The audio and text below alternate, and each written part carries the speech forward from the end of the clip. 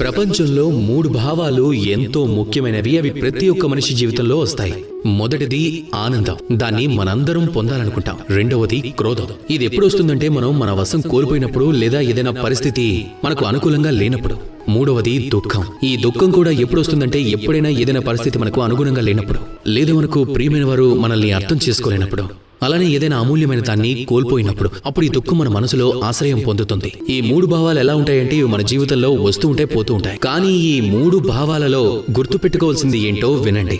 ఎప్పుడైనా సరే మీరు ఆనందంగా ఉన్నప్పుడు మాట ఇవ్వకండి. ఎందుకంటే మనుషులు ఆనందంగా ఉంటే వారు తమ వివేకాన్ని కోల్పోతారు. రెండవది, ఎప్పుడు మీరు కోపంగా ఉన్నా సరే సమాధానం ఇవ్వకండి. మీరు కోపంలో ఉన్నప్పుడు ఏ సమాధానం చెప్పినా దానివల్ల మంచి జరగదు. మూడవది, మీరు ఎప్పుడు బాధలో ఉన్నా సరే నిర్ణయాలు తీసుకోవద్దు. మీ మనసు పైన, మీ చేతలపైన, మీ వాగ్దానాలపైన నియంత్రణ ఉంచుకోండి. ఈ 3 భావాలలో ఇవన్నీ మీరు చేయలేదంటే దానికి మీరు మీ జీవితాంతం బాధపడుతూ ఉండాల్సి వస్తుంది.